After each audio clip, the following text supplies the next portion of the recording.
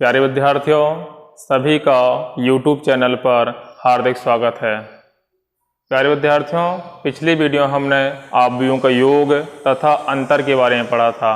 आज हम आवयवों के गुणनफल के बारे में पढ़ेंगे। किसके बारे में पढ़ेंगे? आवयवों का गुणनफल, मल्टीप्लिकेशन ऑफ मैट्रिक्स, अर्थात हमें दो आवयवों का गुणनफल करना है। जैसे हमारे पास एक आवयव ए दिया गया है और एक आवयव बी दिया गया है, तो आवयव ए का आवयव बी में गुणा करना है, आवयव बी का आवयव ए में गुणा करना है। तो एक के ध्यान देना हमारे पास ये आवश्यक है कि आवयवों का जो गुणनफल हमारे पास है वो क्रम-निर्मेय नियम का पालन नहीं करता है। अर्थात अगर गुणा ए बी संभव है, आवयव ए का आवयव बी में संभव है, ये आवश्यक नहीं है कि आवयव बी गुणा आवयव ए में संभव हमारे पास हो।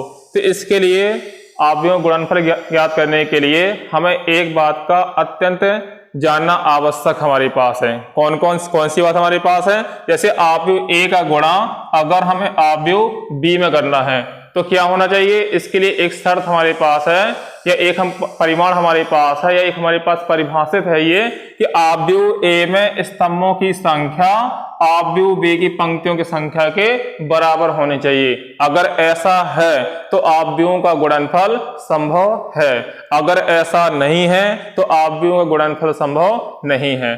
तो क्या याद रखना है कि आवयवों का गुणनफल करने के लिए जिस आवयव का गुणा हमें दूसरे आवयव में करना है तो उस आवयव में स्तंभों की संख्या जिस आवयव से करना है तो उसकी पंक्तियों की संख्या के बराबर होनी चाहिए। अगर ऐसा है तो गुणा संभव है, अगर ऐसा नहीं है तो गुणा संभव नहीं है। अभी हम आगे आपको बताएंगे कि ऐसा क्यों संभव नहीं है। जैसे मान लेते हैं आवयव ए हमारे पास दिया गया है, तो आवयव ए हमारे पास है जैसे 1 2 3 4 6 8, ये आवयव ए दिया गया है। तो हमने देखा जो आवयव ए हमारे पास है इसमें कितनी पंक्तियां हमारे पास हैं? 1 2 पंक्तियां हैं। कितने स्तंभ हमारे पास हैं? 1 2 3 स्तंभ हमारे पास हैं, तो 3 स्तंभ है। तो जैसा कि हमने बताया हमें आवयव ए का गुणा आवयव बी में करना है, तो आवयव ए के स्तंभों की संख्या, किसकी संख्या? आवयव ए के स्तंभों की संख्या बराबर आवयव बी में पंक्तियों की संख्या, आवयव बी में पंक्तियों की संख्या, पंक्तियों की संख्या। अगर ऐसा है तो आवयव का गुणनफल संभव है, अगर ऐसा नहीं है तो आवयव गुणनफल संभव नहीं है। समझ में आ रहा है? ये आप फिर देख सकते हैं, आवयव ए के स्तंभों की संख्या आवयव बी में पंक्तियों की संख्या के बराबर होनी चाहिए, तभी आवयवों का गुणनफल संभव है। अगर ऐसा नहीं है तो गुणनफल संभव नहीं है, उसमें लिखेंगे परिभाषित नहीं है। तो ध्यान दो, उसमें आवयव ए हमारे पास 2/3 का है, तो आवयव ए में स्तंभ संख्या कितनी है? 3। तो जो अगला आवयव हमारे पास होगा बी, जिसमें हमें गुणा करना है, तो उसमें पंक्तियों की संख्या 3 होनी चाहिए। कितनी होनी चाहिए? पंक्तियों की संख्या 3। जैसे 0 -1 2 1 3 4 0 2 6। तो अब जो हमारे पास जो आवयव दिया गया है, ये आवयव कैसा हमारे पास है? कितनी पंक्तियां हमारे पास हैं? 1 2 3। तो 3 हमारे पास पंक्तियां हैं। कितने स्तंभ हमारे पास हैं? 1 2 3 हमारे पास स्तंभ है। तो हमें मेन पॉइंट ये देखना है कि जिस आवयव गुणा करना है उसकी पंक्तियों की संख्या, स्तंभों की संख्या जिस आवयव से गुणा करना है उसकी पंक्तियों की संख्या के बराबर होनी चाहिए, तभी उसका गुणा संभव है। अगर ऐसा नहीं है तो गुणा संभव हमारे पास नहीं है।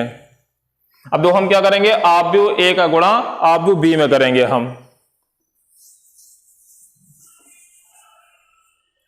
तो हम गुणा करेंगे आवयव ए गुणा बी। तो आवयव ए हमारे पास जो दिया गया है 1 2 3 4 6 8, इसमें हमें गुणा करना है 0 -1 2 1 3 4, फिर 0 2 6, इस आवयव से गुणा करना है। तो अब देखो इसमें हम गुणा करेंगे, इसमें तो जो पहली वाली पंक्ति एक बार फिर ध्यान दो, उसमें गुणा करने का तरीका क्या होता है, जो हमारे पास ये पंक्ति है इस पंक्ति गुणा हम स्तंभों में करते हैं। किसमें करते हैं, अर्थात जो हमारे पास पंक्ति जो होती है इसको हम इंग्लिश में रो कहते हैं और जो स्तंभ हमारे पास इंग्लिश में कॉलम कहते हैं। तो जो पंक्तियों की संख्या हमारे पास होती है तो ये R1 और R2 कहलाती है और जो स्तंभों की संख्या होती है वो C1 और C2 कहलाती है। जैसे हम देख सकते हैं, जैसे 1 2 3 तो हमारे पास ये पंक्ति हमारे पास है, तो इसको हम डिनोट करेंगे R1 से। 4 6 8 हमारे पास दूसरी पंक्ति है तो इसे डिनोट करेंगे R2 से। इसी प्रकार देखो 0 1 0 तो हमारे पास ऊर्ध्वाधर आ रही है तो स्तंभ है, तो पहला स्तंभ क्या हो जाएगा C1, दूसरा स्तंभ क्या हो जाएगा C2, तीसरा स्तंभ क्या हो जाएगा C3। अर्थात हमारे पास ये C1 है, ये C2 है और ये C3 है और ये हमारे पास R1 है और ये R2 है। क्या है ये R2। तो गुणा देखो किस प्रकार से करना है, तो गुणा जो हमें करना है तो R1 का गुणा हम करेंगे C1 से, C2 से और C3 से करेंगे। किससे करेंगे, C3 से। तो आप देखो ध्यान दो, उसमें हम गुणा जो करेंगे तो R1 का गुणा हमें करना है C1 से।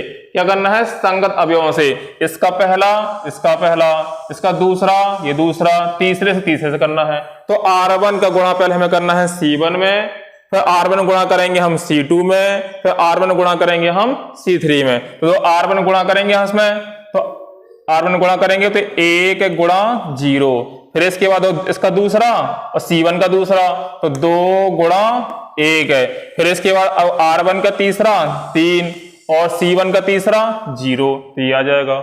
इसके बाद देखो R1 गुणा हमारे पास हो गया C1 में, अब हम गुणा करेंगे R1 का C2 में गुणा करेंगे। तो R1 गुणा C2 में करना है तो 1 गुणा -1 है, फिर 2 का गुणा करेंगे 3 में तो प्लस का 2 गुणा 3, तो 3 गुणा करेंगे हम 2 में तो प्लस 3 गुणा 2 हो जाएगा। तो ये हमारे पास R1 गुणा C2 में हो गया। अब हम R1 गुणा करेंगे C3 में, तो C3 में गुणा करें क्रमागत पहले का पहले से, तो ये आ जाएगा 1 गुणा 2, फिर ये प्लस 2 गुणा 4 प्लस 3 गुणा 6, 3 गुणा 6। तो ये हमारे पास R1 का गुणा हो गया C1 में, C2 में, C3 में। इसी प्रकार R2 गुणा हम करेंगे C1 में क्रमागत अवयव, तो 4 गुणा 0 प्लस 6 गुणा 1 प्लस 8 गुणा 0। इसी प्रकार R2 गुणा करेंगे C2 में तो 4 गुणा -1, 6 गुणा 3, फिर इसको 8 गुणा 2, 8 गुणा हमारे पास 2। फिर इसके बाद हम गुणा करेंगे R2 का C3 में, तो पहले का पहले से तो 4 गुणा 2 प्लस 6 गुणा 4 प्लस 8 गुणा 6, 8 गुणा 6। तो हमारे पास ये अगला गुणनफल प्राप्त हो गया। इसको आगे हल करेंगे हम, तो आगे हल करेंगे तो कितना आ जाएगा, 1 गुणा 0 0, 2 एकम 2, 3 गुणा 0 0, 4 गुणा 0 0, 6 एकम 6, 8 गुणा 0 तो 0, फिर 1 गुणा -1 तो माइनस का 1, 3 दूनी 6, 3 दूनी 6, फिर इसके बाद 4 गुणा -1 तो माइनस का 4 प्लस 6 18 प्लस 8 दूनी 16, फिर इसके बाद 1 गुणा 2, फिर 4 दूनी 8 और 6 18, फिर 4 और 2 6, 6 चौके 24 और 8 छंग 48। तो ये प्राप्त हो जाएगा हमारे पास। इनको जोड़ेंगे हम, जोड़ेंगे इसमें तो कितना आ जाएगा 2 और ये 6 और 6 12, 12 में से घटाएंगे कितना बचेगा 11। फिर इसके बाद यहाँ पर देखो उसमें 18 हमारे पास है और 16 दिया गया है, तो 16 दूनी 32, 32 हो तो कितना हो जाएगा 32 हो तो 34 हो जाएगा और 34 में से 4 हटाएंगे तो बचेगा 30, तो 30 आ जाएगा। ये 8 2 10 है, 10 और 18 कितना हो जाएगा 28 है, तो ये हमारे पास आ जाएगा 28 है। फिर इसका तो 24 और 6 कितना हो जाएगा 30 है, 30 और 40 जोड़ेंगे तो 70 78 हो जाएगा, तो ये कितना हमारे पास आ जाएगा 78। तो इस प्रकार से यह है 2 अवयवों का गुणनफल हो गया। क्या हो गया, गुणनफल। एक बार ऐसे हम फिर समझ लेते हैं। R1 का गुणा करना है C1 में, R1 गुणा करेंगे C2 में, R1 गुणा करेंगे C3 में। ठीक है। इसी प्रकार R2 गुणा हम करेंगे C1 में, C2 में, C3 में। क्रमागत अवयव होने चाहिए। क्या होने चाहिए? क्रमागत, मतलब पहले का पहले से, दूसरे का दूसरे से, तीसरे का गुणा हम तीसरे से करेंगे। तो ये हमारे पास दो अवयवों गुणनफल हो गया। इसको हम चाहें तो अपनी ये किताबी भाषा हमारे पास हो गया, अपनी जनरल भाषा में हम ऐसा भी कह सकते हैं। तो हमने क्या किया, R1 का एक डंडा उठाया। क्या उठाया? R1 का एक डंडा उठाया, मतलब डंडा हमारे पास क्षैतिज। इसको हमने क्या किया, C1 पर प्रहार किया, तो ये क्या हो गया, फैल गया। तो इसी बार R1 गुणा हम किस में करेंगे, C2 में। तो R1 का जो प्रहार हम करेंगे C2 में, दो ये फैल गया। इसी प्रकार R1 का गुणा हम करेंगे C3 में, तो ये कैसा खड़ा हुआ था, तो वो फैल गया ये। इसी प्रकार देखो R2 गुणा हम करेंगे C1 में, तो R2 का डंडा उठाया हमने C1 पर रगड़ा, तो ये क्या होगा, फैल गया, मतलब उठा के मार दिया। इसी प्रकार R2 डंडा उठाया हमने C2 पे मारा उसमें, तो C2 भी हमारे पास क्या हो गया, फैल गया। इसी प्रकार देखो R2 हमारे पास दिया गया, C3 जो हमारे पास एक स्तंभ बना हुआ था, हम इस पे मारा तो ये फैल गया। ठीक है। तो इस प्रकार से हमारे पास दो अवयवों का गुणनफल है। क्या है ये, दो अवयव गुणनफल। तो इसके लिए खास तौर पर तुम्हें एक बात याद रखनी है, तो जिस अवयव का गुणा करना है तो उस अवयव में स्तंभों की संख्या, जिस अवयव से गुणा करना है तो पंक्तियों की संख्या के बराबर होनी चाहिए। तो यह अत्यंत आवश्यक है। अगर ऐसा है तो गुणा होगा, और ऐसा हमारे पास नहीं है तो गुणा नहीं होगा। ठीक है ना, ये मतलब परिभाषित नहीं होगा। अब जैसे हमने किया A का गुणा B में किया था, तो A में हमारे पास क्या है, A में हमारे पास पंक्तियों की, स्तंभों की संख्या कितनी है, 3। और जिस B में गुणा करना है तो B में जब गुणा करेंगे तो B में पंक्तियों की संख्या भी 3 होनी चाहिए। तो दोस्तों पंक्तियों की संख्या कितनी हमारे पास है, 3। तो पंक्ति 3 है, तो एक गुणा संभव है। अगर मान लो हम अवयव B का गुणा किस में करना है, A में करना है, तो अवयव B में हमारे पास जो अवयव दिए गए हैं 0, -1, 2, 1, 3, 4, 0, 2, 6, इसका जो गुणा हमें करना है A से करना है। तो A में कौन कौन सा अवयव हमारे पास, 1, 2, 3, 4, 6, 8 ही दिया गया।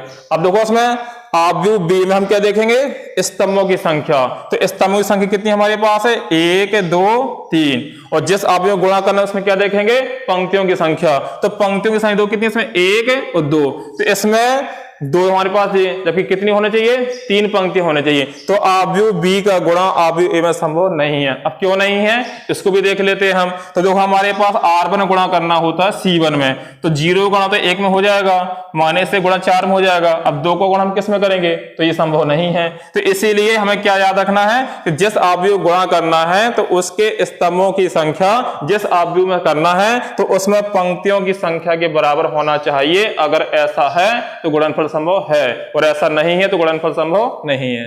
तो आज के लिए इतनी पर्याप्त है। अगली वीडियो में फिर मिलेंगे हम। धन्यवाद।